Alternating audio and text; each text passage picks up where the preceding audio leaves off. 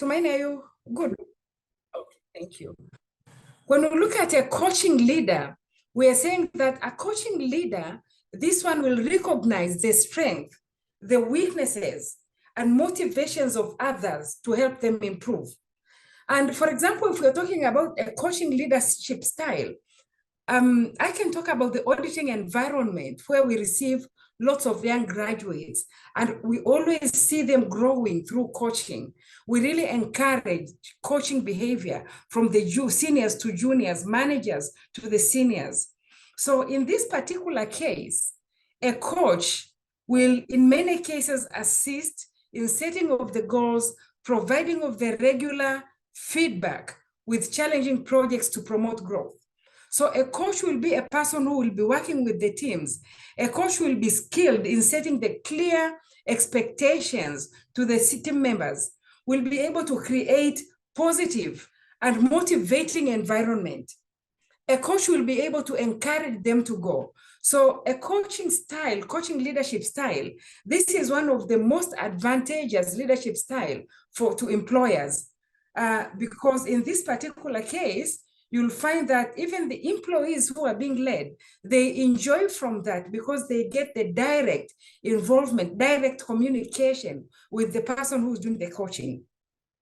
Unfortunately, in many organizations, you'll find that this leadership style, coaching leadership style, is the one which is very much underutilized because many cases, people are arguing that it is time consuming, time intensive than other types of leadership styles.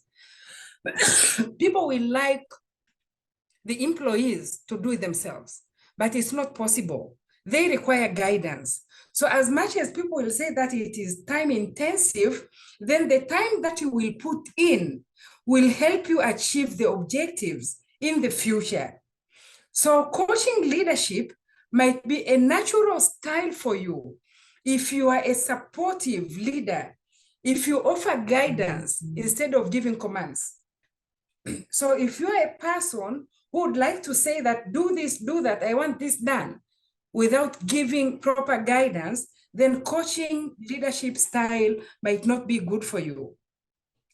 And as a result, when you look at that, we're saying many of the coaching leaders, they value learning as a way of growth. These are the people who will be telling the employees, can you read this particular article? Can you try this one? So that they're able to move together. They ask guided questions. They balance relaying knowledge with helping others to find it for themselves.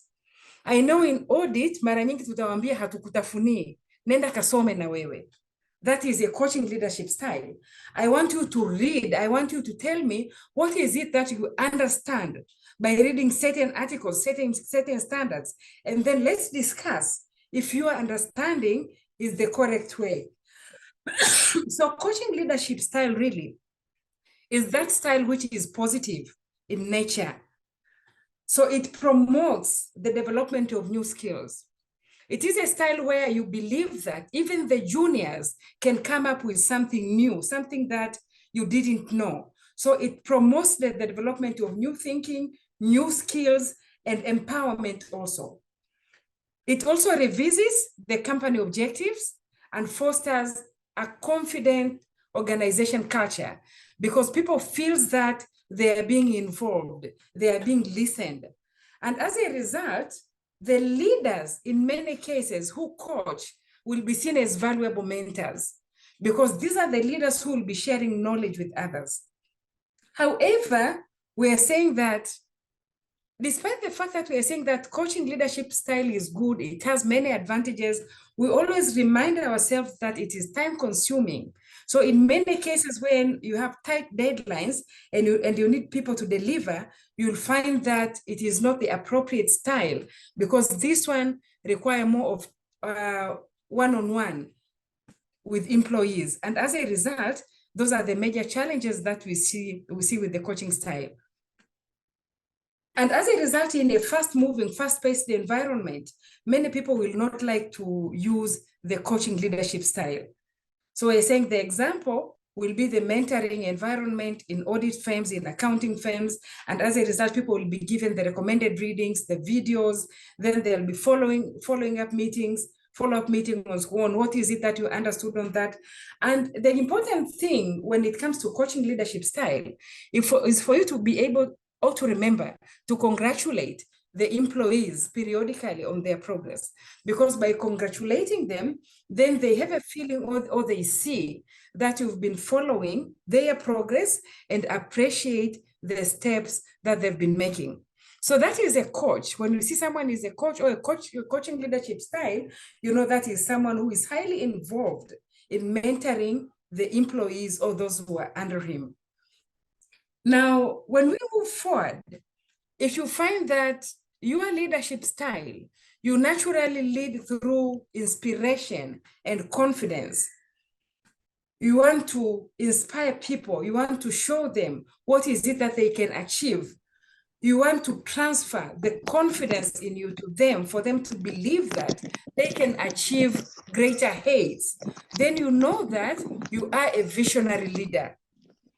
The number two, visionary leader, you see, these are the ones who are progress focused and inspirational. Now, ukiangalia our visionary leaders, we're saying that these are the leaders who have got the strong ability to derive progress and change. They inspire you. And as a result, they earn trust for new ideas. People believe them from what they are saying. And as a result, they might not even coach you or tell you what you need to do. But because they trust, employees trust you, then normally employees will be willing to follow what is it that you tell them to do in particular circumstances. And as a result, they establish strong organizational bond and strive to foster confidence among direct reports and colleagues. So in many cases, when we talk about inspirational leadership style, we're saying it will be helpful in small, fast-growing organizations. Even though we see it in large organizations, we see the inspirational leaders, the message that they send through, and people will just be singing the song of the leader, even if they don't believe, they do not understand what is it that these leaders are saying, but they know that these leaders are taking us towards the right direction. So even the large organizations, when it is transformation or corporate restructuring, you'll find them using this type of leadership style, visionary leader, inspiring people, giving them confidence that whatever it is that we are going through the transformation or restructuring, we are going to achieve positive results. So we are saying that if you are asking yourself, am I a visionary leader or not? And the question is, or the answer is, if you think that you are persistent, you're bold, you are strategic, risk-taking, you're optimistic, you are inspirational, you are innovative, you always think of new things, where should the organization go? What is it that we should implement? What new project we should take, new equipments that we should bring in? Then you are a visionary leader. You are looking far away, 25 years away, 10 years away. Where is the world going? You are a visionary leader. So I think a visionary leader can help the companies grow.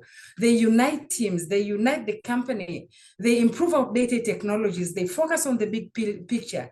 However, they may sometimes sacrifice the resolution of the present day because they are so much future oriented. And as a result, the teams can feel unheard, especially if the teams are just thinking of today and they do not know what is it that you have in mind. Why are you taking certain steps? And as a result, always you need to communicate for them to understand where is it or where to are you driving the company. So we've looked at the coach leadership style. As I'm going through, I think you can be taking notes and ask yourself, is it your leadership style? Is that you? Then probably at the end, we can hear from 2 or 3 people for them to tell us what exactly they are or what is their leadership style. Remember, we are saying that you can have even 5 leadership styles. You can even have all 8 or 10 leadership styles, because sometimes it will depend on the circumstances or the situation that we're involved in. However, we are saying that if you are a leader that is known for helping the teams feel fulfilled, then you are a servant leader. If you look at number 3, we're saying a servant leader is a leader who is humble and protective. They will think about the needs of the team. What is it that they want? How can I make them happy, for example? So the servant leaders will live by people first mindset. People first. If it is per diems, they should be paid per diems. If it is a working environment, they should get a conducive working environment for them to work.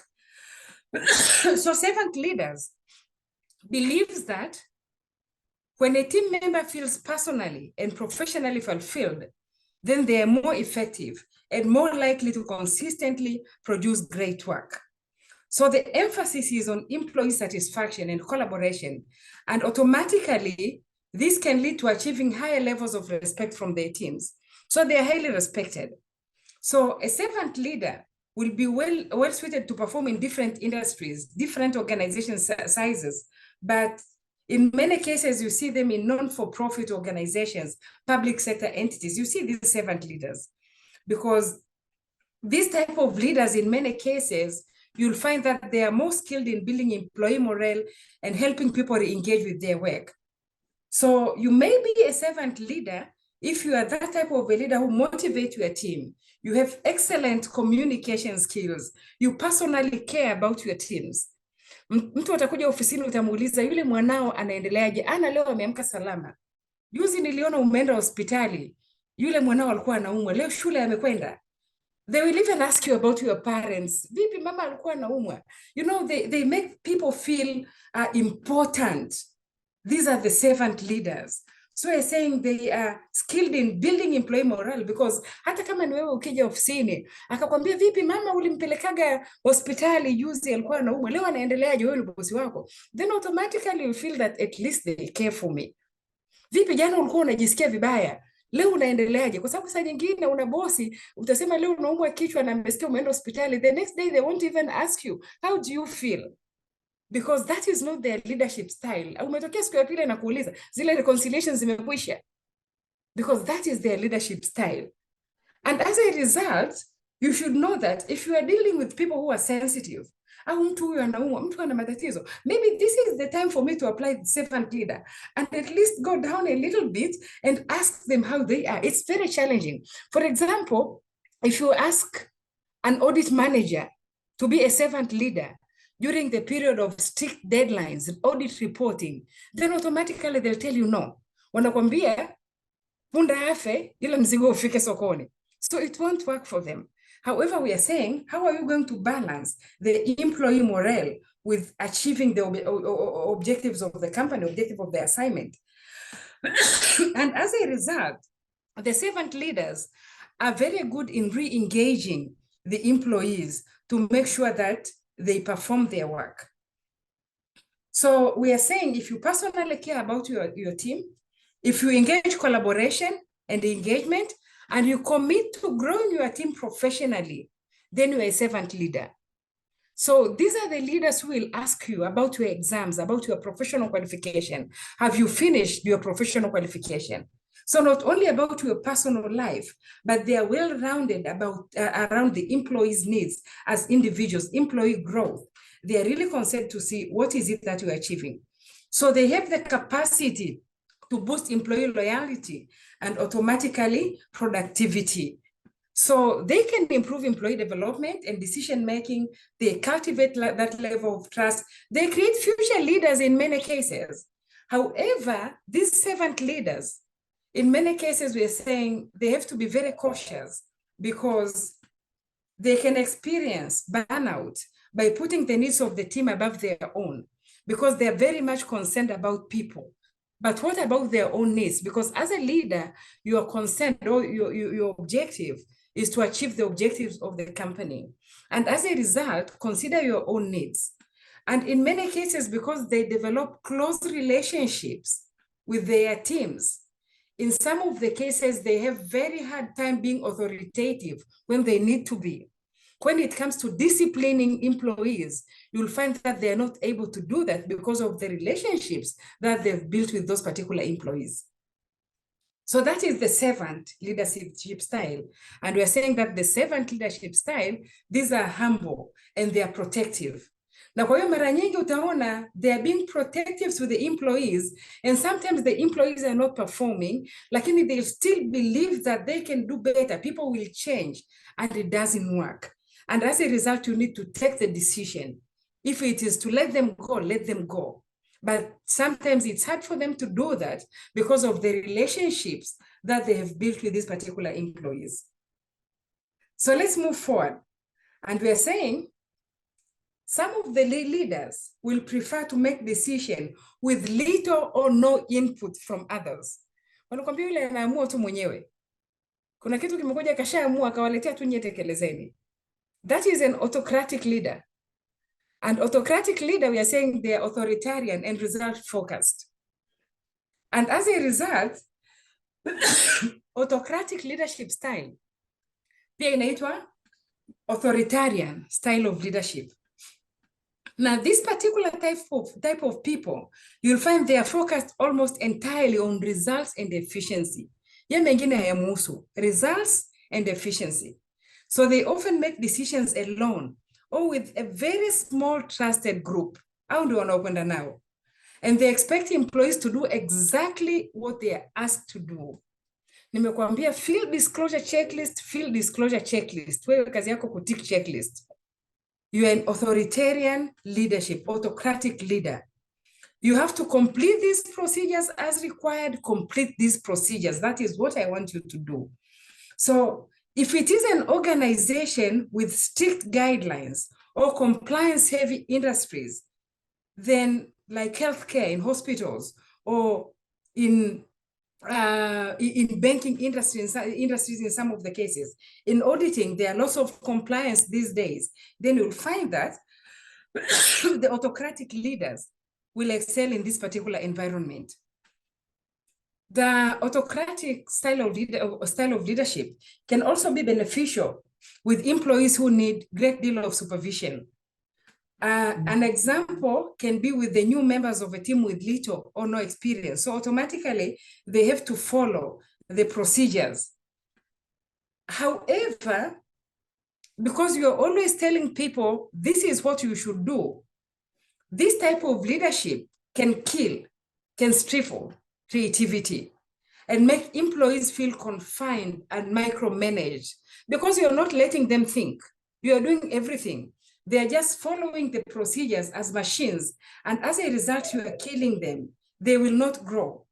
And as a result, if you are asking yourself, am I an autocratic leader? And we're saying, okay, if you think that you have the self-confidence, you are self-motivated, you communicate clearly and consistently, you follow the rules, you are dependable, you value highly structured environments, and believe in supervised work environments, then you are the autocratic leader.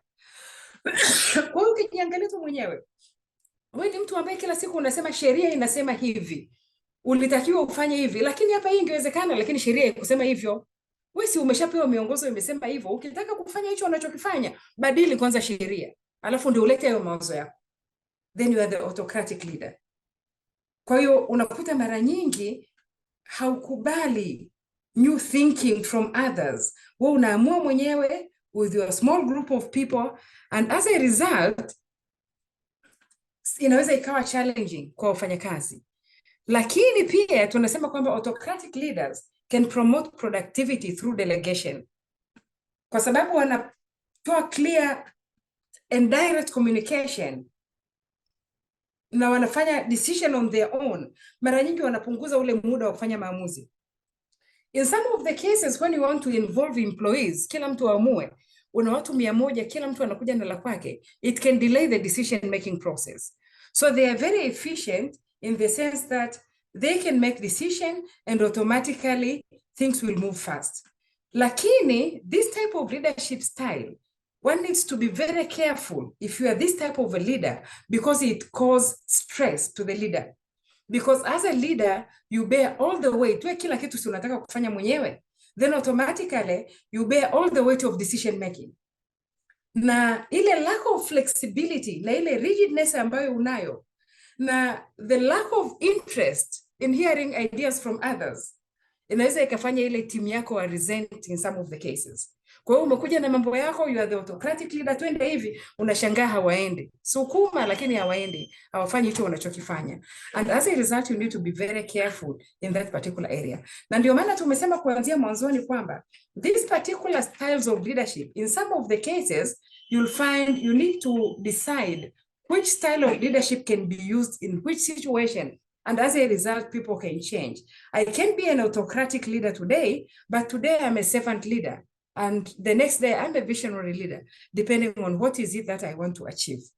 Yes. Doctor, now let's move forward on number 5. Doctor, now we are saying the circumstances that you are forced to use that style of leadership. You're saying? I'm saying there are some of the circumstances that you are forced to use such a kind of leadership style. To be ended. Yes, vitakwenda, lakini lazima ukumbuke kwamba wanaweza pia wakaharibu. They are not happy. Unafanya kazi, unasukuma punda ambaye hana furaha. Kwa sababu unasukuma tu vitu viende na huyu mtu anafanya tu kwa kutiki. Si umeshaniambia nitiki hapo. Kwa hiyo I'm not even thinking. Mwisho wa siku yes, mambo yamekwenda, lakini people are not happy. Kwa sababu kumbuka, as leaders, it's very important also to have the emotional intelligence. Without that, sio tu kuhusu kuachieve results. Na ndio maana tunasema unawabalance vipi. Inawezekana ukawasukuma leo, lakini kesho basi wapeleke dina.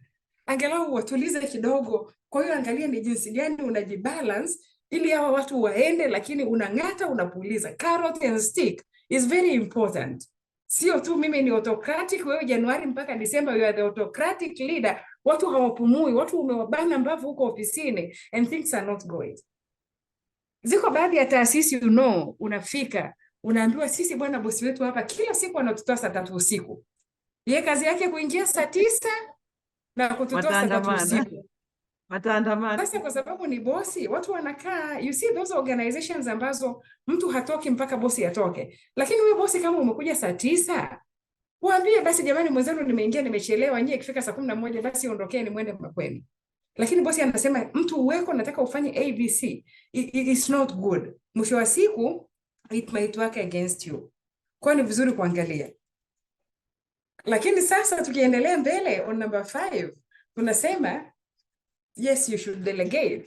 So if you prefer to delegate tasks and and provide lots of autonomy, independence kwa watu, umedelegate, umewapa independence, we call you a laissez-faire leader or hands-off leader. Now, huyu ni opposite ya yule autocratic. Ambapo yule autocratic yeye alikuwa anatoa fanya hichi, fanya hichi, fanya hichi. Huyu yeye akwambie. Amesha delegate wewe fanya hiyo kazi, amekupa uhuru bwana na wewe si umeajiriwa hiyo kazi unaijua na wewe umesoma. Endelea mwenyewe. Fanya. Kwa hiyo upambane mwenyewe. That being the case, we are saying these laissez-faire leaders or hands-off leaders, they focus on delegating tasks to team members while providing little or no supervision. Anaweza kakupa direction tu kwamba unatakiwa ufike upande wa kule. Hapo ndio kamaliza. Utafikaje hapo katikati wewe mwenyewe utajua. No supervision. Now, as opposed to the coach, kwa sababu huyu laissez-faire leader does not spend their time in managing the employees or coaching employees, they have more time to dedicate to other projects. Kwa hiyo mara nyingi unakuta kama ni kwenye taasisi kwa sababu amewaamini wale watu chini yake, then anaweza akafocus kwenye marketing, kwenye growth, kwenye finance, kwenye building the relationships, kwa sababu anaamini wale watu chini wanafanya kazi. And this particular types of leadership style works best when the team members are highly experienced, are well trained, and require very little oversight. Kwa hiyo uweze ukachukua timu yako, hujaitrain, hawana experience yoyote wala qualification, alafu unataka uwe laissez-faire leader, mambo yataharibika. So when you are sure, when you are confident kwamba hawa watu kweli nimewapika, they know what they are supposed to do, then you can practice this type of laissez-faire leader. because automatically you know that they know their responsibilities. However, we are saying that this type of leadership style can cause a dip in productivity. Productivity inaweza ikashuka kama employees wanakuwa confused about their leaders' expectation, au pale ambapo wale watu wanahitaji consistent motivation and boundaries to work well. Kwa sababu unaweza ukadelegate unataka nini. Na kuna baadhi ya watu wanataka tu ile approve yako, motivation. Ufike tu umwambie asubuhi kwamba you're in the right direction. Endelea. Anaendelea. Ukimwacha wiki nzima anapotea, sasa hapa sijui ndo ninaendelea, sijui nimeshaharibu. Kwa hiyo in that particular case as a leader, you need to be careful kwamba yes, I'm delegating, lakini this particular person needs constant approval. Na kwa hiyo lazima niwe, hata kama sijasoma ripoti yake, nimwambie tu kwamba bwana, ile ripoti unaendelea vizuri, unajua kabisa hajakosea. All they need is an approval. You are doing well.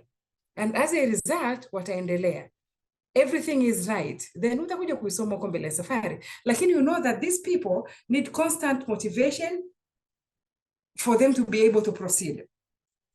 So if you want to know whether you are a laissez-faire leader, then assess yourself. And if you find out that you effectively delegate, and it's very important to say that it's not only about delegating, lakini tunazungumzia effectively delegating. By effectively delegating, ina maana wale watu unawadelegatea umewatrain and they're experienced. They know what is it that they are supposed to do. So if you effectively delegate, and if you believe in the freedom of choice, if you provide sufficient resources and tools, and you'll take control if needed, that's very important. Mara nyingi laissez-faire leader atakuacha, lakini akiona unateleza, atarudi. They'll take control of the project to make sure that things are in the right direction. And the laissez-faire leaders will offer constructive criticism, which is very good because they'll be putting you in line on what is right and what is wrong. They will foster leadership qualities in others, in many cases, and they value autonomy. Then if those are the cases, then you know that you are a laissez-faire leader. So laissez-faire leaders can grow because laissez-faire leaders are not micromanaging. Then they find time to do other things. They find time to grow the company and grow themselves. And because they're delegating, even the people who are working under them grow. That is very important. Many times people will think that because a leader is laissez-faire, then the teams are losing track. The teams are not growing. Lakini, if you see a leader who is delegating without training and without ensuring that people are not experienced, then that's not a laissez-faire leader. That is something else. So a laissez-faire leader will only delegate if people are trained and people are highly experienced. So they have tools, they grow, that is very important. And this style of leadership, the good thing about it is that it encourages accountability and creativity within a relaxed working environment. Mara nyingi, unapoona mtu ana practice ile laissez-faire leader, watu watafanya kazi mpaka hata saa 6 usiku, watakesha bila kuambiwa. Na mara nyingi because of the relationships, mtu ataona bwana, bosi ameniamini, siwezi kumwangusha. Imekuja a big project, unamwambia Tumaini fanya hiyo kazi. Mwenyewe mimi naweza kweli nikaifanya, wewe unaweza ukaifanya. Why not? Impossible is nothing. You can do it. Atakesha mpaka usiku. Atadeliver. Kwa hiyo utakuwa unamwangalia tu anapokwenda, unairekebisha hapa na pale. So it is a very good style if you want these people to grow. They grow as you are growing also because you have the time to do other things. And as a result, we are saying it increases employee retention. Kwa sababu kila siku mtu anajiona kwamba I'm trying new things, I'm growing, and I am learning. However, we should try to avoid this type of style with new employees.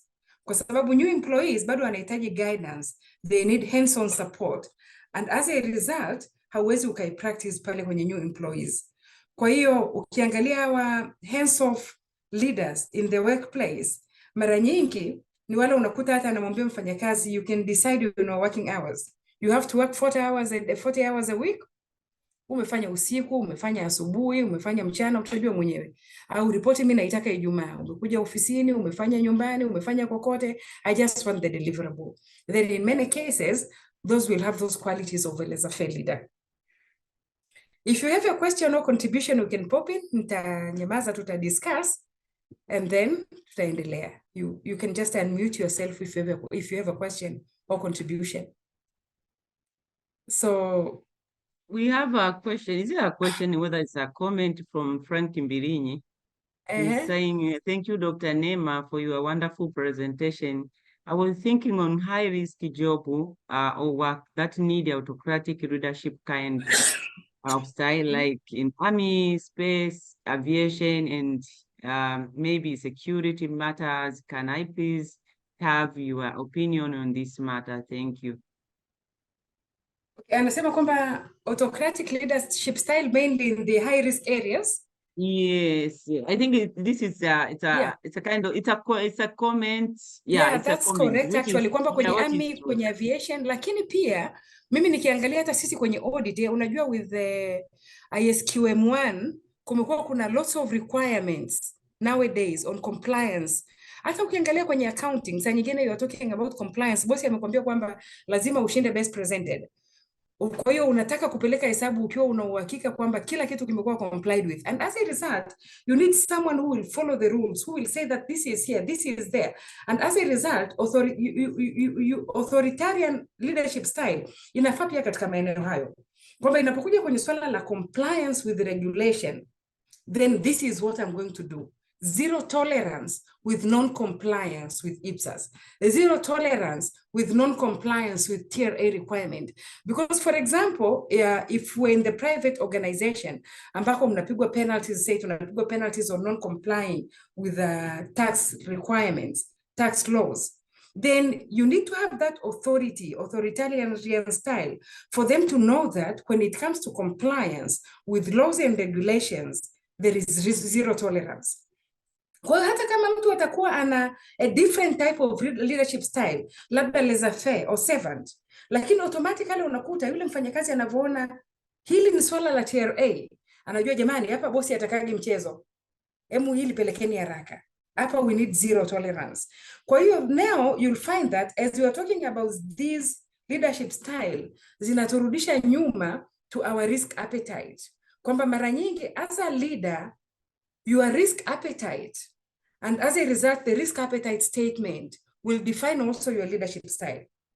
Kwa hiyo kwa mfano, if I'm in the area of compliance, then katika swala la compliance, then wanajua kabisa nimesema zero tolerance, kila mtu anajua kwamba hapa hapana mchezo. Lakini katika swala la HR nimesema labda work life balance, then mtu anajua kwamba okay, maybe hapa this is a servant leadership style. Then kwenye swala la kazi nimesema labda you can work from home, au nimesema delegation blah blah, then mtu anajua hapa kuna laissez-faire type of attitude. Well, always as we think about communicating our leadership style, then we think about the risk attitude, risk appetite attitude that we are communicating to our employees or to our organizations. Kwa sababu tutakuwa tuna risk appetite statement ya kampuni as it is, lakini tutakuwa tuna risk appetite statement zile za organization chini chini, na zile ndio zitasema what is it that we will accept and what is it that we will not accept. No corruption is one of the common risk appetite statement that we see in public sector organization. Lakini isiwe tu pale imewekwa lakini mambo yanaendelea hivi na hivi, hapana. Kwa hiyo people should see that kweli hapa hili ndilo linalofanyika in this particular organization. Kwa hiyo we see the autocratic or authoritarian leadership style in those high risk or the army or the military, lakini hata katika hizi organizations za kawaida saa nyingine you see that in telecom, for example, multinational telecom companies, you'll find that there are so many rules that they have to comply with. Like in Tanzania, we have the EPOCA requirements, the TCRA requirements and all that. And as a result, in some of the departments, you'll find them practicing the autocratic leadership styles. So if we move forward from autocratic.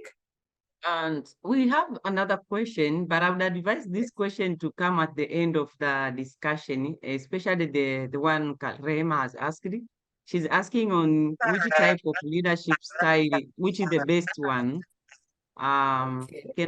Sorry, I want to mute someone. We are hearing background noise. And so she's asking what type of leadership which is the best one. And maybe I would allow this question to be answered at the end. And I don't think we have exactly which is the leadership which is the best one. Maybe you should proceed, Dr. Neema. We can answer this at the end of the discussion. But again, we can respond. It's very important for us to respond so that as we move forward, because I'm sure she will be thinking of what is the best. All right. I'll not say that this is the best leadership style. Lakini I'll say that you have to assess your situation and tell yourself what type of leadership style is important for you to use in that particular environment. For example, I practice coaching in new projects. If I am to implement, say, for accountants, IFRS 17 on insurance contracts, it's a new project, then I know that I have to be involved. I have to set the direction. I have to tell them what the expectations are. I have to give guidance. I have to congratulate them. And as a result, you'll find that I'm there. But if I'm doing a normal audit, which I've been doing for the past 25 years, I have very experienced directors and senior managers and managers. I might be doing a laissez-faire leadership style because I know what is it that they are required to achieve. And as a result, I'll only participate when it comes to audit opinion, whether there are challenges in audit opinion. But if it is a straightforward, I might not be there. I'll just let them go and do whatever it is that they want to do. But when it comes to compliance, I might be an authoritarian leader for that particular time when I need to make sure that there is compliance. But for those that we've worked together in Ipsos projects, I think for the past 15 years, in those cases, I'm more of a visionary leader, inspirational leader. Ipsos being a new area, and in many cases, people didn't know where is it that we wanted to go as a country. So when we started with Ipsos, I told them that we are going to be the first country to implement Ipsos in Africa. And now people are more positive because they've seen that we are the only country in Africa that have really implemented Ipsos. We have seen the Lesotho, Zimbabwe, and all these countries on the southern part of Africa, together with the Eastern, coming to Tanzania to read about Ipsos. And if you'll remember, I think it was last year, December, the Ministry of Finance and the National Board and the Auditor General were all invited at the IPSAS-B meeting in Toronto to present Tanzania progress. And as a result, in that particular case, they saw the objective. And now people are more positive when we talk about Ipsos because they know that it is doable and they've seen the benefit of that. And as a result, you'll find that you're practicing different leadership styles. But if I'm dealing with young ladies in the office, and sometimes I say, maybe those who are pregnant and you see them struggling with the audit and the family, and you can tell because of the experience, I'll see them and I know that these ones are now being challenged with work life because they're thinking of the CPA exams, probably they're thinking of the pregnancy, they're thinking of the family. Then you have to be a servant leader. You have to go down. And in many cases, people will say like, okay, I have to see them and I don't have an appointment, and they'll say, okay, let them come in.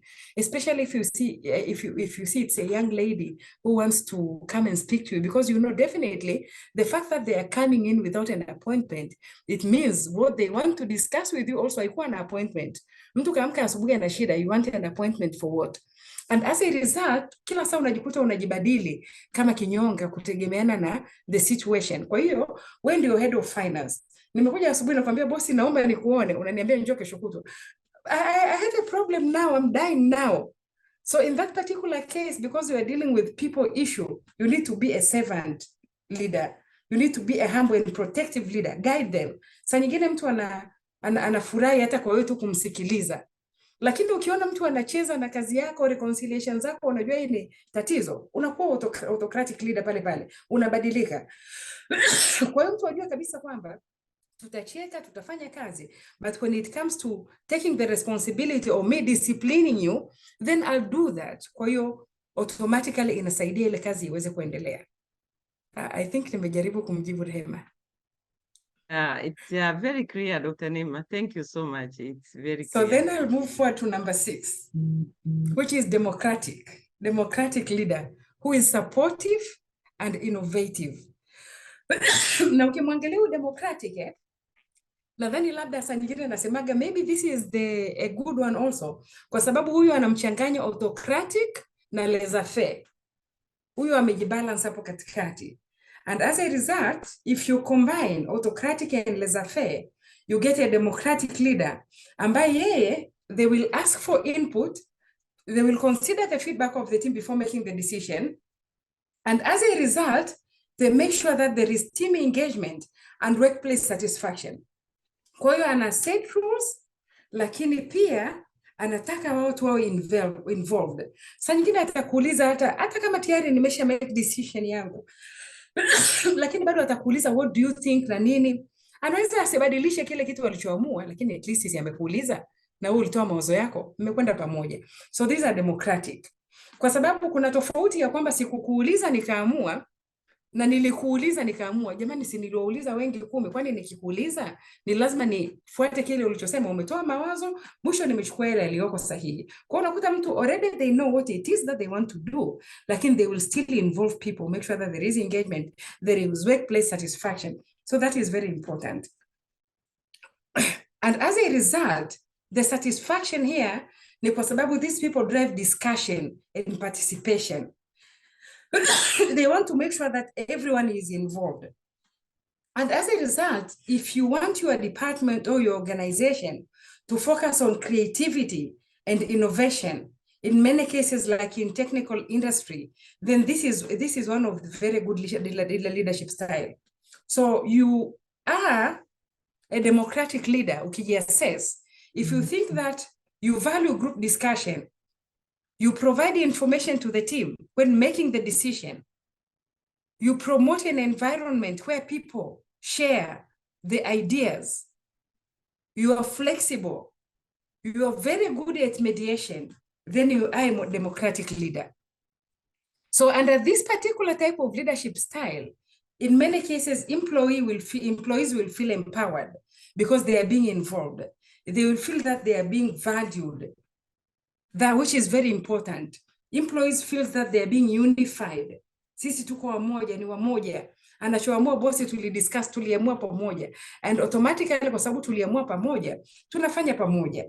And as a result, people will meet the deadlines, people will deliver. So this one has the power to boost retention, to boost employees' morale, which is very important. And as a result, it requires less managerial oversight because automatically employees feel that they are part of the decision-making process and they know what is it that they are required to do. However, when we look at this particular type of leadership style, na yenyewe ina matatizo yake, it has the potential to seem inefficient and costly because we take a lot of time in discussion, agreeing. Unataka kila mtu awe involved, watu wengine wako nyuma, hawawezi kujibu kwa wakati, lakini bado wasubiria. Time to obtain the ideas, time to give feedback, time to discuss the outcomes, time to communicate. Kwa hiyo lazima ujue kwamba as much as you are involving others, what is the cutoff? Ni wakati gani ufike useme kwamba okay, nimesha involve and this is the conclusion. And because you want to be democratic, saa nyingine unakuta sasa ume-involve watu 10, 5 wamesema ndio, 5 wamesema sio. Na unataka uonekane kwamba unawasikiliza wote. So what should you do? Unless you are saying that your decision itakuwa ina veto katika hizo situation, then you'll find that unajikuta kwamba unachukua muda katika kufanya group hili wa agree na hawa au hili wa agree na wengine. And as a result, when you are trying to be democratic, remember the deadlines that you are supposed to comply with, because those are very important ili kuhakikisha kwamba mnaenda na wakati. So that's a democratic leader. Lakini pia tunasema ukijiangalia, ukajikuta kwamba we ni yule leader unaipenda kuset high standards na kufocus on performance, then you are a pace setter. Pace setter. And as a result, tunasema pace setter, in many cases, we are looking at the environment. What is it that is new that is coming? Where am I taking these people? What is it that I want them to achieve? And for example, when I was introducing myself, I said I'm a GRI certified sustainability profession. Probably it's not something that I wanted to do, but being in the technical committee of the NBAA, I knew that we have to implement the IFRS S1 and S2, the standards on sustainability and climate. And as a result, I knew that I have to tell everyone that they need to be sustainability professional. And as a result, I said that probably the only way to tell each and every one of you that you need to get a certification on sustainability is for me to do it myself first. And as a result, a pace setter. Just an example, that you can't set a pace if you're not showing them, if you're not creating a bar, what is it that you want them to achieve? And as a result, a pace setter is one of the very effective leadership style if you want to drive fast results. And I'll tell you, kuanzia mwezi wa tatu ule, now in Tanzania, we have about close to 20 people who have done sustainability exams, who are certified sustainability professional. So we are not even worried now as we are launching.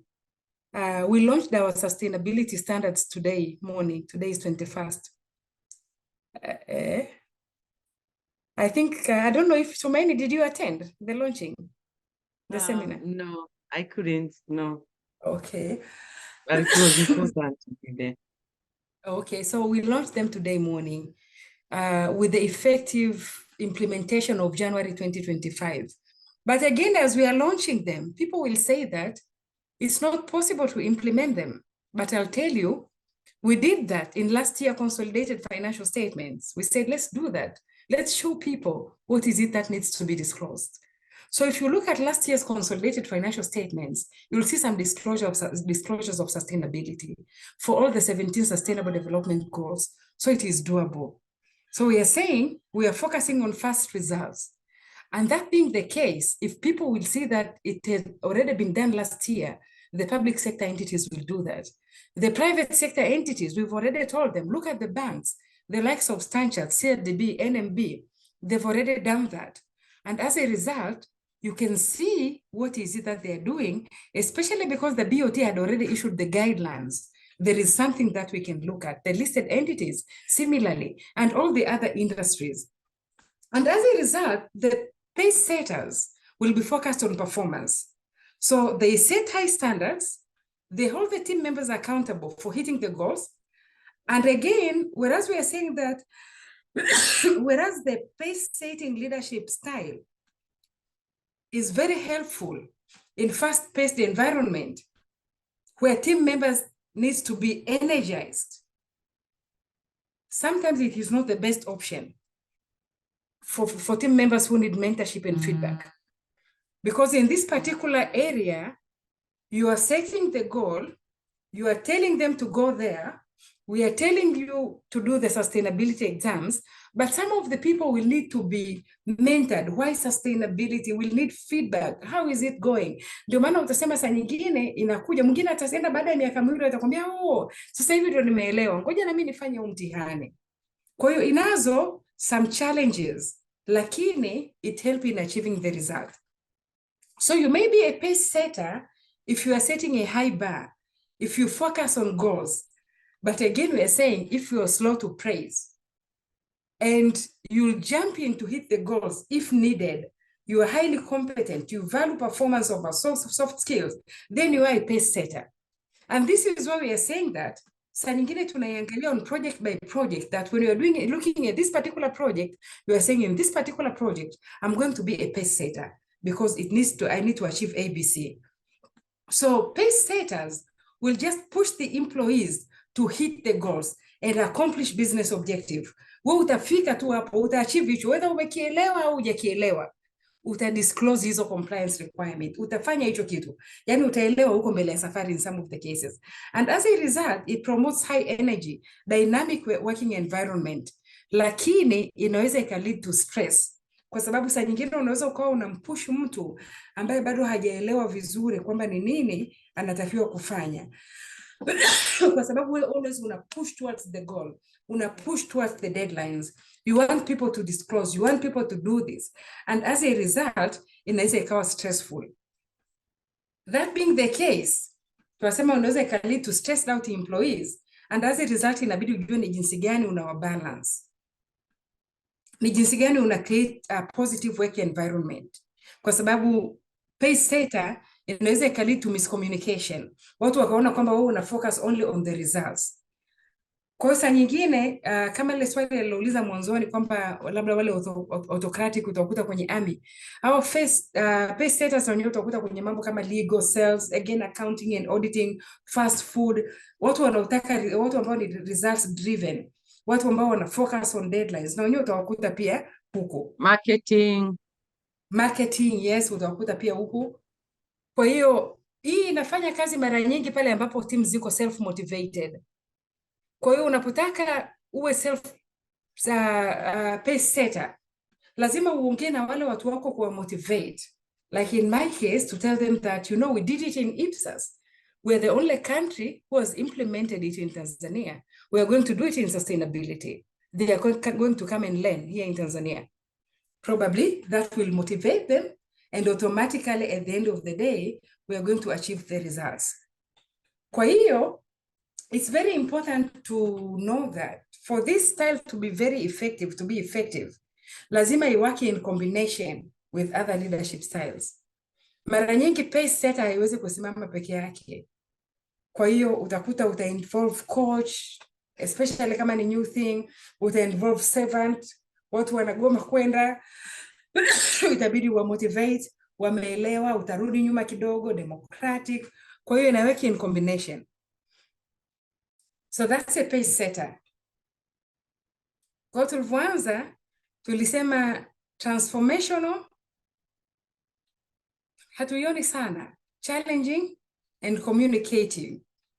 Transactional, nayo unakuta anakuwa performance focused, unakuta yuko very much focused on the details.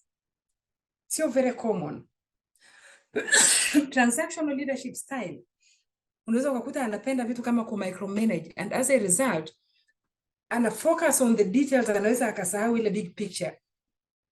Transformational, pale ambapo unakuta tuna restructuring, corporate restructuring, transformation, inaweza ikawepo, lakini pia unakuta imeshabebwa kwenye other leadership style. Sasa nikiruka kwenye namba 10, kasema ukijiangalia wewe, ukakuta wewe ni mtu ambaye unafuata strict hierarchy, una expect team members to follow the procedures, then wewe unaweza ukajikuta ndio bureaucratic leader. Kila siku unasema kilitoka hapa kinatakiwa kiende hapa, kifuate hapa na hapa ndio kitoke. Lakini bosi, kuna shortcut, tunaweza tukafanya hii tukarekebisha na tukafika pale pale. Hapana. The procedure is A, B, C, D. Unakuta kuna mtu amekaa pale, it's a leader. Our Gen Z wanaweza wakaja na new ideas of doing things. lakini mtu hakubali. Sasa mimi nimeshazoea, mimi nafanyaga hivi. Kama we ni mwenzangu na mie wale wa mimi nafanyaga hivi, then you are the bureaucratic leader. That's a very challenging area, especially for sisi wale wa zamani. For example, in audit, sasa hivi utakuta kuna robotics and all that who are simplifying the auditing procedures. Lakini mimi nimezoea kufanya analytical reviews hizi. Nimezoea kudocument in my working papers hivi. Kwa hiyo inapokuja mtu na new ideas, then wewe umeng'ang'ana pale procedure unazozijua kichwani, unaweza ukashindwa ku absorb these new ideas which are coming in. Kwa bureaucratic leaders, saa nyingine they are similar to autocratic leaders in that they expect team members to follow the rules and procedures precisely as written, vile vile zilivyoandikwa. Kwa hii mara nyingi ina focus on fixed duties within the hierarchy, where each employee anazo responsibilities zake and they understand their responsibility. A very little room for collaboration and creativity. Kwa sababu hawa tayari kwa ajili ya ile bureaucracy wanataka vitu viende kwa utaratibu fulani. Kwa hiyo unakuta mara nyingi inaweza ikafaa kwenye highly regulated industries kama finance, ambapo unajua kwamba mimi bwana reconciliation zifanyike tarehe 10 na utaratibu ni huu, then automatically that might be good, that might be okay. Mimi katika kucheki accounts za mteja kufanya labda calling at the end of the day, this is what I need to do, then that is fine. Or again, healthcare or government, there are lots of procedures. Then bureaucratic leadership style might be good in those particular areas. How do you know kwamba you are a bureaucratic leader? Kama wewe ni mtu ambaye uko detail oriented, attentive to details, you are task focused, you value rules and structure, you have great work ethic, you are strong-willed, you feel commitment to your organization, you are self-disciplined, then wewe ni bureaucratic leader. That being the case, nasema hawa ni wazuri kwenye zile organization ambazo wanahitaji kufollow strict rules and regulation, especially if each person on the team or company has clearly defined role, which leads to efficiency. And as a result, in many cases, this particular type of leaders, you might find that they can separate work from relationships to avoid clouding the team's ability to hit goals. Uye hata kuuliza eti mtoto anaendeleaje? Wewe njoo ufanye kazi kwanza, tutaulizana baadaye. And as a result, they can create highly efficient teams. In some of the cases, this style does not promote creativity. Na kwa hiyo baadhi ya wafanyakazi wanaweza wakafeel kwamba wako restricted kwa sababu ya ile kuambiwa fuata utaratibu. Na kwa hiyo automatically kama unavyoiona ni one of those leadership style ambayo iko very slow to change. Na katika maeneo ambayo yako dynamic, this particular type of style unakuta haifanyi kazi. Kwa hiyo unapojiassess mwenyewe, for example, how do I choose or how do I develop a leadership style? It's very important to remember that you don't have to be a manager to be a leader within your team or your organization. Hapana. Everyone can be a leader. Whether uko shule, uko chuo, uko ndio unaanza kazi, at any level, you are a leader. And as a result, whether you're a leader within your team or within your organization, then automatically you should always ask yourself, which leadership career path do you prefer? Or maybe you are in a situation where you just want to redefine your leadership approach.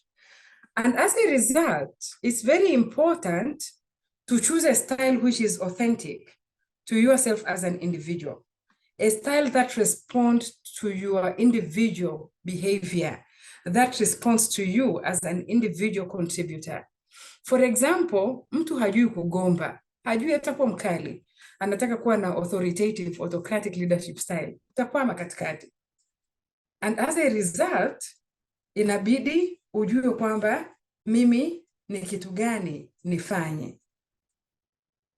Mtu hawezi hata kukuuliza labda mwanao anaendeleaje, mtu hayuko humble and then anataka ku-practice servant leadership style, atakwama. Watu wanaweza wakamuona kama kichekesho at the end of the day. Kwa hiyo lazima ujiangalie kwamba mtoto anaendeleaje, kumbe kakugombeza, mtoto anaendeleaje? Sasa nataka niulize, niligombeza, umeondoka hata hujaelewa kwamba yule alikuwa na maana gani.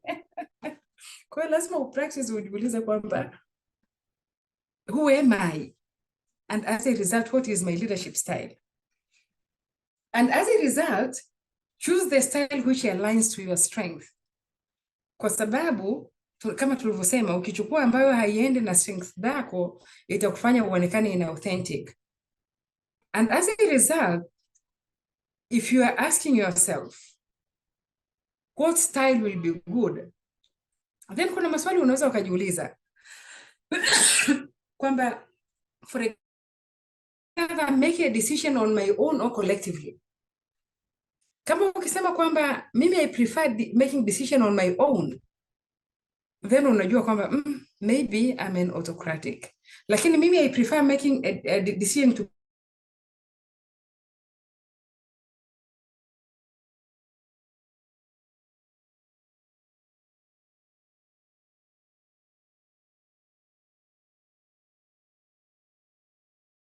Okay, I think we lost Dr. Neema. Can someone confirm that you can hear me?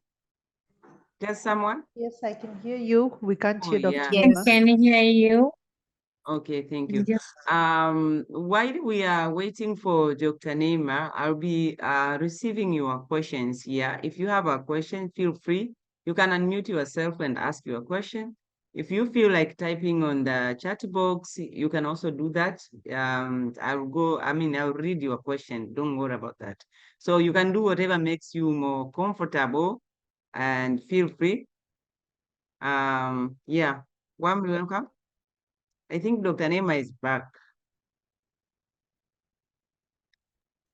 No. So anybody who is having a question, you can just ask your question. Feel free. Hello. Yes, Violet, you want to ask a question? Karibu. Karibu, Violet. Sina swali hivyo, ila tu nilikuwa najaribu kuweka uelewa wangu sawa kwenye alivyokuwa anaelezea Dokta. Kwanza Dokta, tunashukuru sana kwa presentation nzuri sana.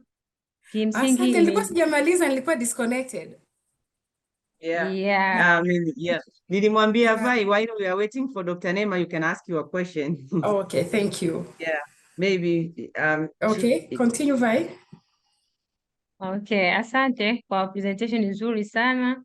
Kimsingi sina swali, ila nilikuwa tunataka kushukuru na kusema kwamba imenisaidia kuelewa aina ya watu mbalimbali ambao tunafanya nao kazi, kwamba unajua sometimes unaweza ukaingia mgogoro na mtu wa kikazi, kwamba unakuta mtu mwingine unakuta anataka kuamua maamuzi mengi, unashangaa kwa nini anaamua hivi wakati ni kitu cha kwenda hivi, kumbe ni aina yake ya leadership. Nilikuwa sijaelewa hicho kitu, lakini baada ya hii presentation nimeelewa kwamba sasa nadili na mtu wa aina gani, kwa sababu unakuta kwamba muda mwingine mtu unaona anataka maamuzi yawe marefu, lakini unakuta mbona maamuzi ni ya hichi ni kitu cha haraka haraka. Kwa hiyo hii imenisaidia kuelewa hicho kitu, na nahisi itanisaidia sana kusolve hivyo migogoro ambayo sometimes unapata na mtu kwa sababu unaona anazunguka sana. Lakini kitu kingine nilichojifunza hapa kwamba ambacho nimekipenda kwamba inabidi kuwa na different, yani hauwezi ukawa na uko fix kwamba mimi nina aina fulani ya uongozi, hapana. Na maana kwamba kutokana na situation, kutokana na watu unaowaongoza, kwa sababu uko nasema muda mwingine inabidi kama una watu ambao wako well equipped, wako well trained, unaweza ukawa lead this way. Uko na watu ambao ni very junior, unaweza ukawa lead this way. Uko na unataka kitu gani kitekelezeke, you're dealing with compliance issue ambayo inakuwa na zero tolerance, inabidi uwe na certain kind of leadership. Kwa hiyo kingine nilichojifunza hapa kwamba wanabidi kuwa flexible, kwamba kutokana na mazingira na watu unaodili nao na situation unaodili nayo. Nilikuwa na hiyo tu la kuchangia, kushukuru na kuelezea hicho. Asante. Thank you, Vai. Thank you very much. Tumaini, sijui nilikatikia upande gani? Ulikuwa umemaliza kuelezea bureaucratic, ukamalizia kabisa, and then you are doing a kind of summary. Okay. Kwa hiyo nasema mtu unaweza ukawa unajiuliza baadhi ya maswali kwamba wewe mwenyewe ukikaa unajiuliza, for example, Je, mimi ni mtu wa aina gani? Napenda kufanya decision peke yangu au kwa kushirikisha watu? Then hiyo itakusaidia ujue kwamba ni wapi unajiplace katika this particular chart. How do I focus on short or long term goals? Je, my motivation comes from empowerment au direction? Kwa sababu kama ni empowerment, then unajua kwamba wewe probably you are a coach, kwa sababu you always like to empower others. Lakini kama ni just on giving the direction, mimi my satisfaction ni pale ambapo ninakuwa nimwambia watu fanya hivi na wakafanya. You might be an autocratic leader. And then ni vizuri nadhani kujiuliza, what does the healthy team dynamic look like to me? Nadhani kila mmoja wetu hapa anaweza akajiuliza kwamba tunapozungumzia healthy team dynamics, wewe kwako unazidefine vipi? Labda nikijiuliza mimi what is healthy team dynamics, nitasema kwamba in EY mimi nitasema kwamba I always define healthy team dynamics pale ninapoona kwamba people are happy, are growing and are achieving the objective. Kwa sababu pia you do not like sad faces in the organization. You want them to be happy while working, and as a result utajaribu ku create that environment of giving them maybe dinner, lakini at the same time you will set your objective mwanzoni, utawa review kila wiki, kila kona kuangalia kwamba they are achieving the objective, lakini tutawapush fanya mtihani wa CPA. Kwa hiyo automatically those are the dynamics that we see and as a result for us to say that we are moving. So what is the healthy team dynamics kwako? Kwa sababu kuna zile organization pia utaona kwamba bosi akiingia kila mtu kawa kimya. Ghafla watu walikuwa wanacheka. Kaingia bosi kawa kimya. Lakini mwingine hicho ndo anachokipenda, is an authoritative leader. Yeye hiyo ndio style yake sasa. Lakini kuna mwingine akiingia anasalimia kuanzia mtu wa mwanzo mpaka wa chini. That's a servant leader. Hiyo ndio style yake. Kuna mwingine akiingia hasalimia hata mmoja. Watu hawakai lakini hawasemeshi tu. Bosi akiingia kawapita kimya, hajawasemesha na katoka kimya. Huyo ndio style yake. Kwa hiyo what is it that you want? Kwa hiyo mara nyingi ni vizuri mtu ukae na kujiuliza what is a healthy dynamic na ni jinsi gani inakusaidia wewe kuachieve your objective. Nilikuwa na share my experience siku moja na baadhi ya team members. Nikawa nawaambia wakati nilivyoingia kikao cha IPSAS B mara ya kwanza, nikakuta mule ndani tulikuwa 23. Nilikuwa niko Mswahili peke yangu, wengine wote walikuwa wazungu. Kwa hiyo nilivyoingia kila mtu alikuwa kimya na mimi nikafika nikakaa kimya kwa sababu yani tumeingia tumekutana watu hawasalimiani, hawasemeshani na nini. Tukafika tukakaa. Sasa mimi siku nzima ile ya kwanza nimekaa najiuliza kwani watu humu ndani wamegombana? Kikao kinaenda, lakini kutokana na mazingira mimi niliyotokea Tanzania ambapo uwezi ukafika mahali ukawakuta watu eti hamjasalimiana mmeanza kikao. Actually tunakunywa kwanza supu na mtori, afu ndo tuingie kwenye kikao. Kwa ile ikawa imenisumbua ile siku ya kwanza, nikasema okay, then I said like it's not healthy. It doesn't assist me hata kuweza kucontribute kwenye kikao kwa sababu automatically it's not me.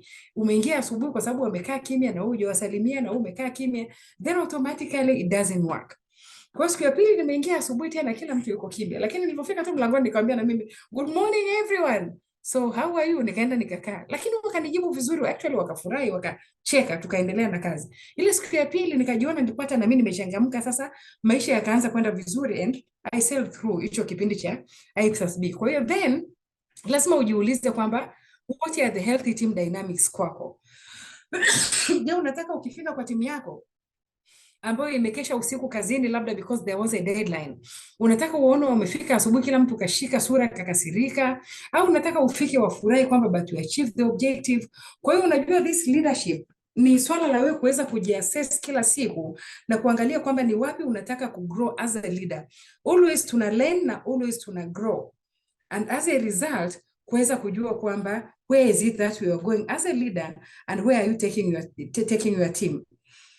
Na kwa hiyo ukishaamua, if you've determined what type of leadership style you'd like to develop, now you can try some of the other strategies. For example, you can speak with more experienced leaders to gain an insight of how they develop their style and what worked for them.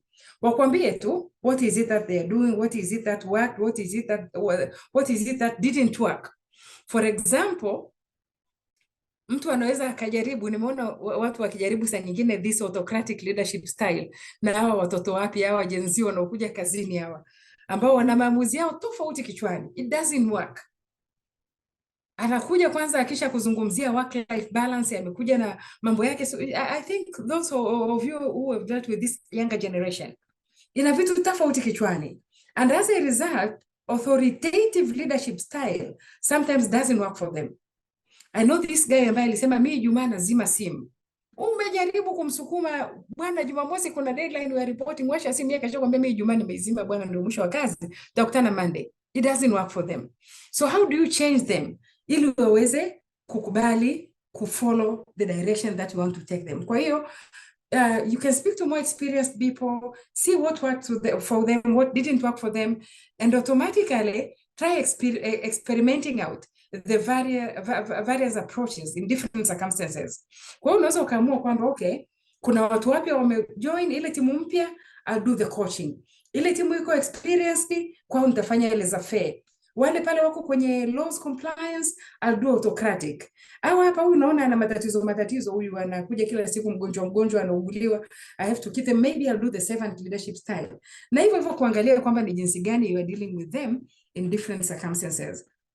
Lakini the important thing, pay attention to the outcome and how the natural styles feel to you in those moments.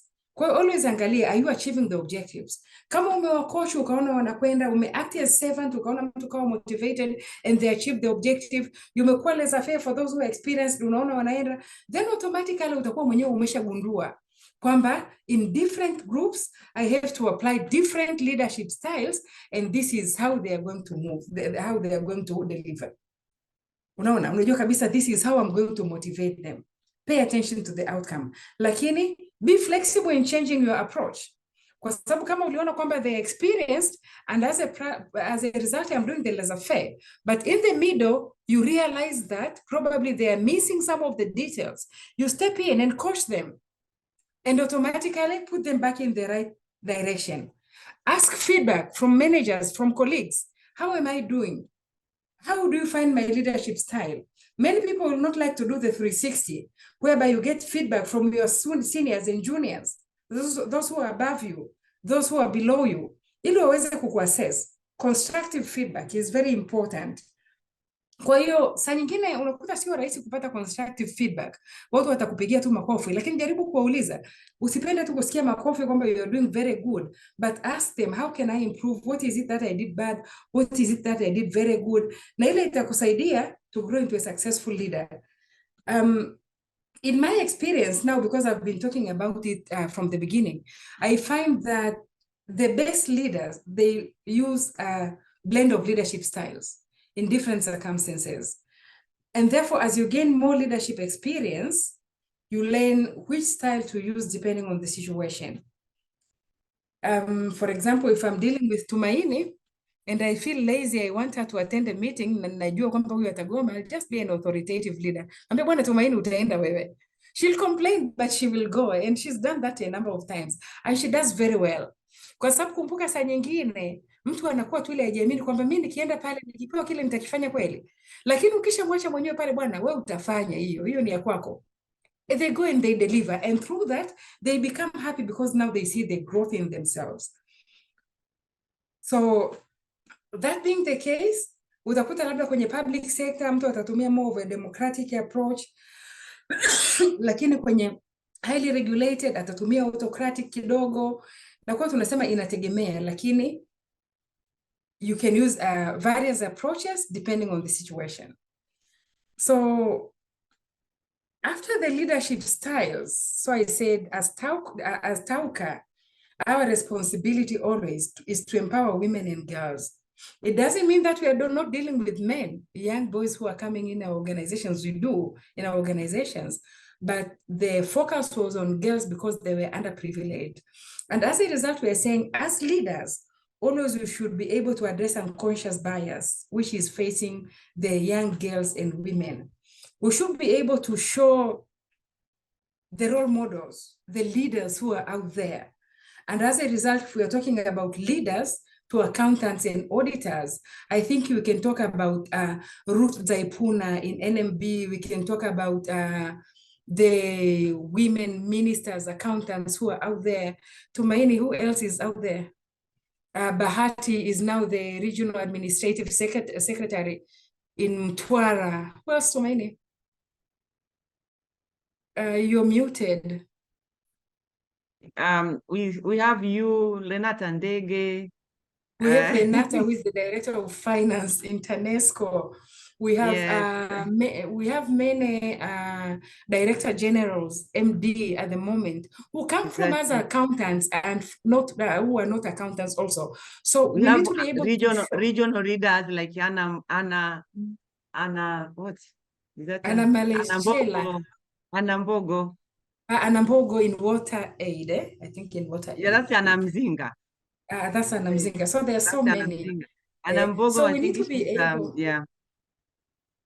We need to be able to show the role models, and the role models, whether they are women or not women, as long as they are good leaders, we need to be able to take something from them, grow from them, learning from them. But as women, is to say that we shouldn't be scared, because there are many who've gone up there and have achieved greater potentials and have implemented greater projects, have shown us how they can implement various projects as leaders, and as a result, it can be done. But as leaders, wherever we are, whether we are managers or not, we should not underestimate the importance of training and development to our people. As TAWCA, we're offering different sessions on leadership. But to remind ourselves, we have the leadership conference in September, kuanzia tarehe 4 mpaka 6 in Mwanza, Golden Tulip. We're again inviting you all. But again, as a leader, to always remember that you have to lead by example.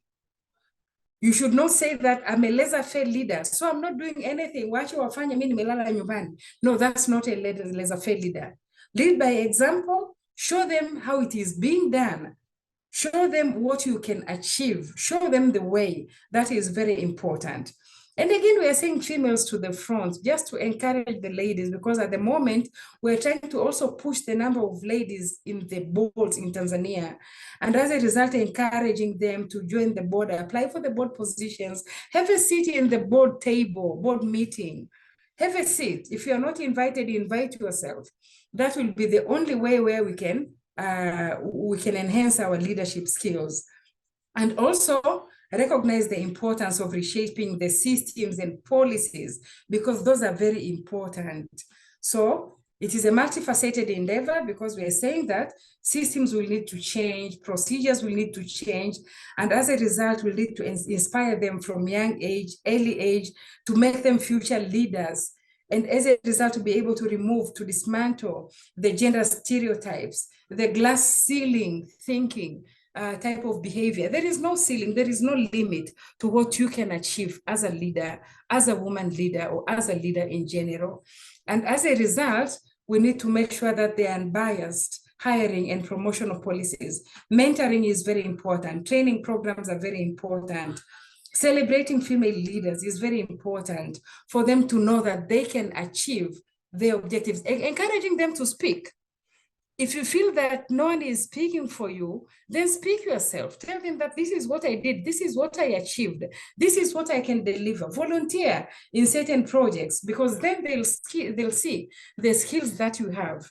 And as a result, I believe by the end of day today, each one of us will be able to at least tell yourself, what kind of a leader are you? Thank you very much, Tumaini. That was my last slide. Thank you so much, Dr. Neema, for a very informative presentation.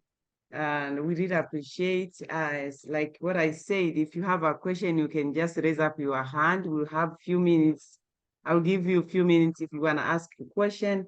While you are getting yourself in order to ask a question, I have some few comments to make on that. Thank you so much, Doctor.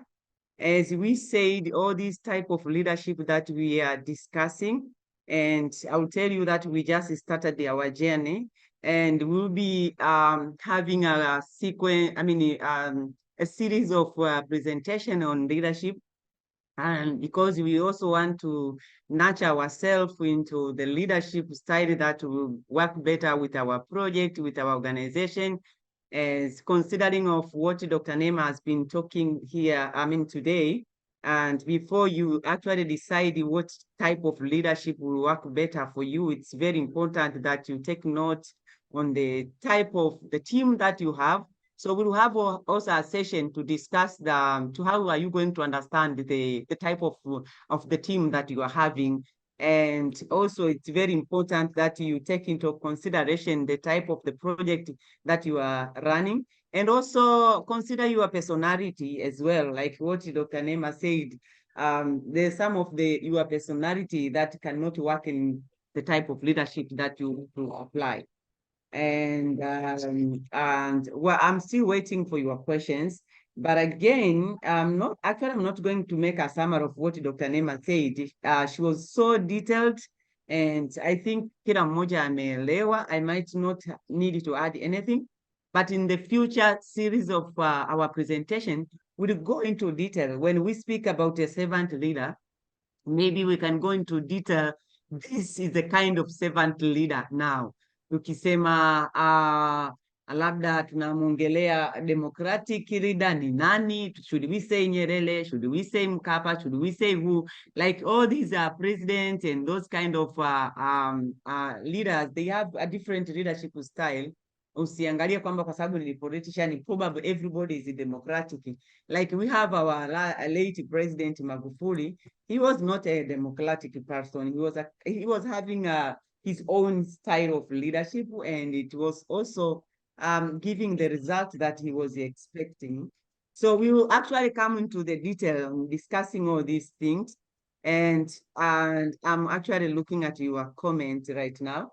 And ladies who are here, I need 2 CV for people who are interested in taking a board member position in the academic industry. So if you are looking for that, you can drop a CV to me. And not only ladies, hata kwa wanaume ambao wako hapa, this position is not specifically for women. Ingawa, ladies will be given the first priority. Okay. You should give first priority to men who joined today. Okay, I will do that. The 2 CV I need on that. And Dr. Neema amewapendelea. Those men who joined today, I saw them here. We have Frank and other people here. Ali, and so you are also welcome. If you want that position, you can drop a CV to me.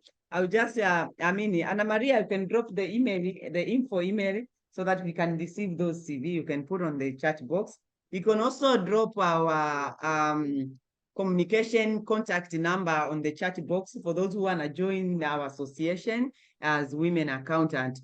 And nina position 3 za wanawake wanaotaka kupata mentor kwenye leadership. Kama una haraka, you want a mentor, please get in touch with us. Anna Maria, you can drop a contact number there. Like if you need your mentorship, you can also raise up your hand haraka ili tuone you are so much interested. Una position 3, someone need this style of leadership, mentorship, pengine ungehitajika kuilipia, but this is to be a free session. You get a free session in leadership. So if you are also interested, let us know.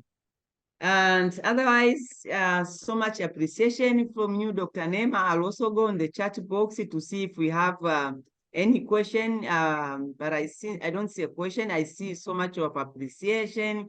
Happy Jonas is saying, thank you very much, Dr. Neema. We have enjoyed the session. And such as a deep and detailed presentation, Dr. Neema, thank you. Nasresha.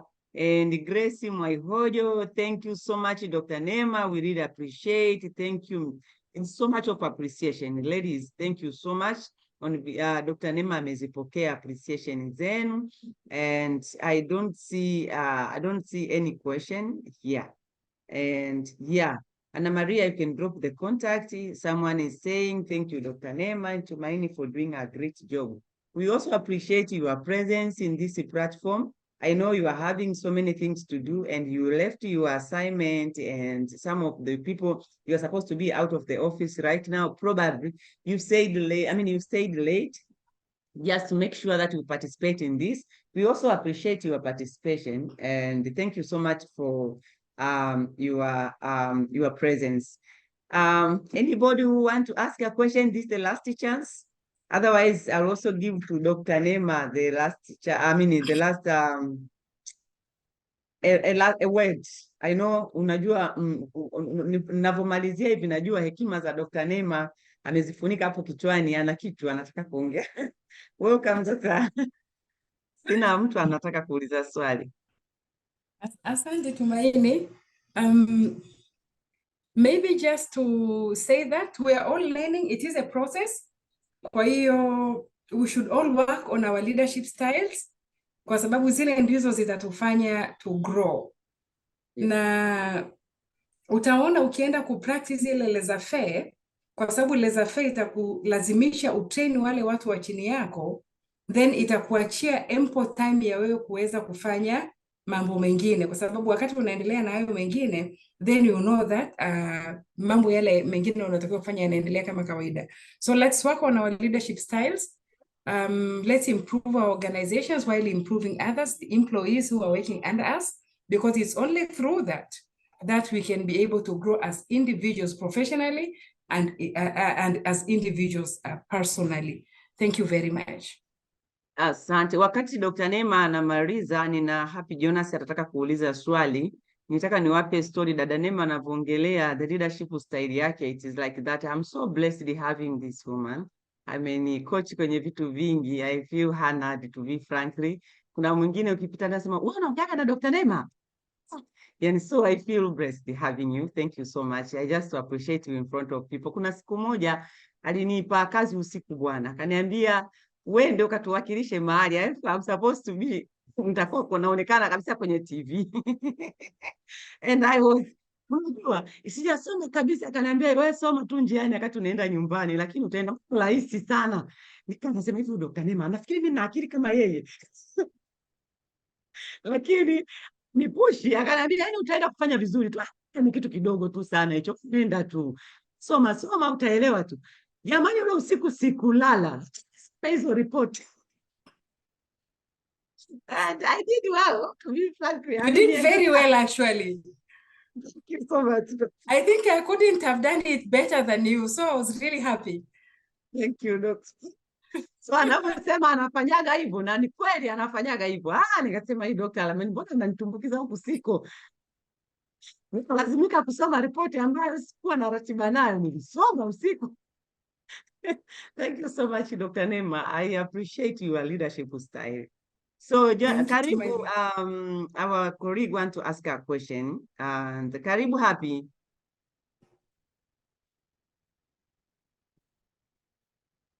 Happy Jonas, I saw you have raised up your hand. You are welcome. You can unmute yourself and ask a question.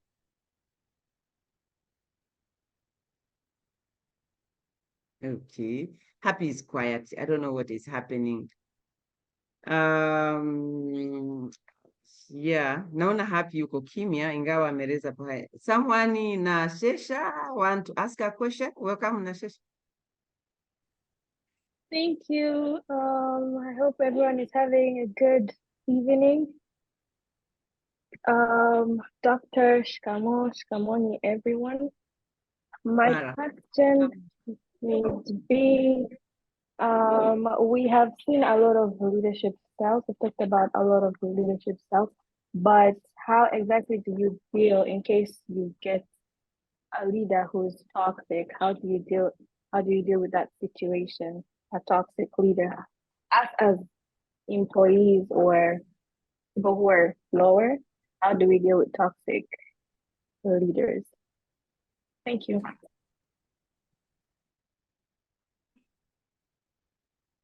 Thank you, Nashesha.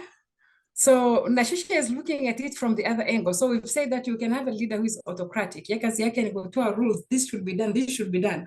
And we've said that this can be very stressful to employees. Now she's looking at on the side of the employee that as employees who are stressed, as stressed employees, what should they do?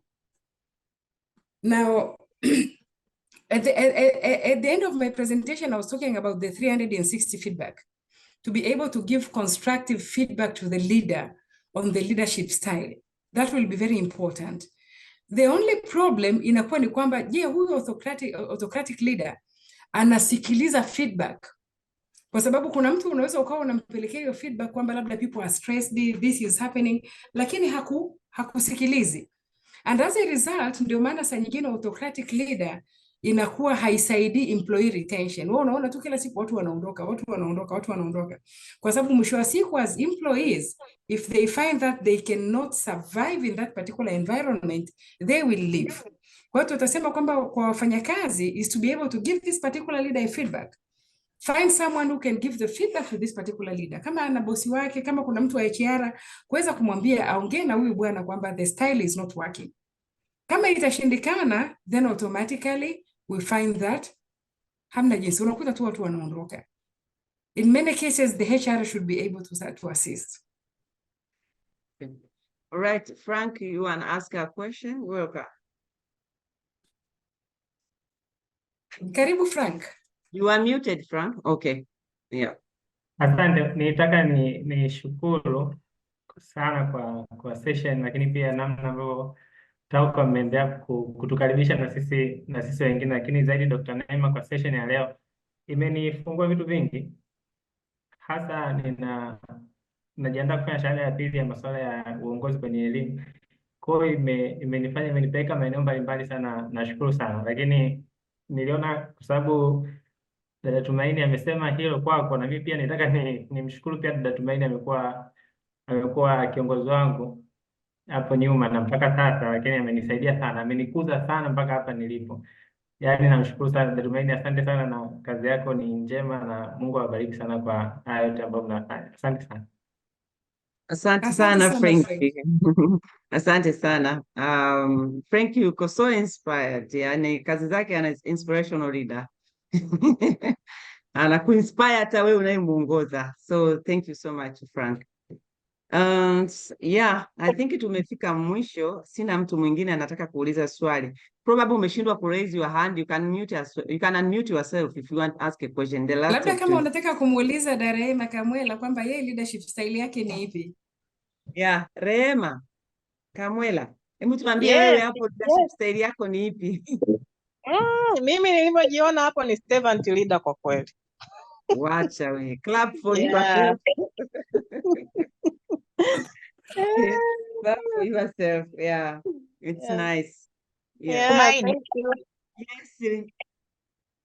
Hello. Yes, Maureen, karibu. Asante. Sijaona pa kunyosha mkono. Karibu Maureen. Asante.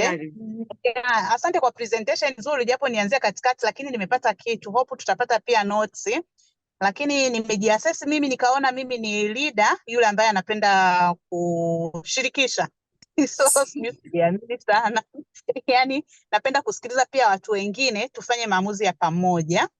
Ndo style yangu. Lakini pia nilikuwa nataka nichukue nafasi hii kukuambia Tumaini, kama ambavyo wewe unamuona Neema na kumenta, pia kuna watu wengi ambao wanakuona wewe.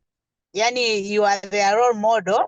Na nilitamani nikupe hii feedback ukiwepo bado upo, kwamba na wewe pia usione tu wewe unamuona mwingine, lakini kuna watu wanakuwa. Juzi kwenye presentation kuna mtu amenifuata, ameniandikia message ndefu sana, akaniambia I want to be like Tumaini. Mbona kama yuko very bold, mbona yuko hivi, alianza lini? Yaani wanakuona wewe kama ni mbobezi. Kwa hiyo na mimi nikajifunza kwamba unavyofanya, angalia tu kwamba kuna mtu anakutamani pia. Kwa hicho ambacho wewe unaweza kuwa unajiona kwamba unafanya kidogo, lakini unafanya kitu kikubwa sana. Hata na mimi pia unanimenta, ni vile tu ujui. Asante. Asante Maureen. Asante sana Maureen, nakushukuru sana. Maureen anaongelea Saturday tulikuwa na presentation ya book club. Tulikuwa tumediscuss kitabu kizuri sana. Kwa hiyo kama unahitaji kujiunga na book club yetu, you can also get in touch with us. We have a phone number there.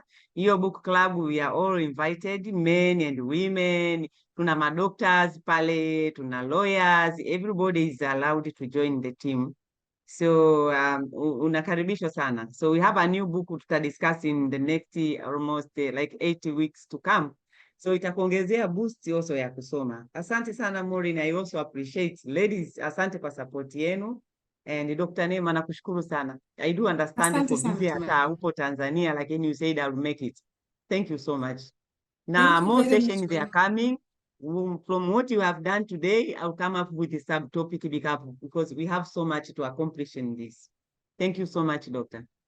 Thank you, Tumaini. Thank All you, right. everyone, for joining. Thank you. Thank you, Doctor. I appreciate. Asante sana. Thank you. Bye. Bye. Tutashare nanyi the record. Yeah, tutashare.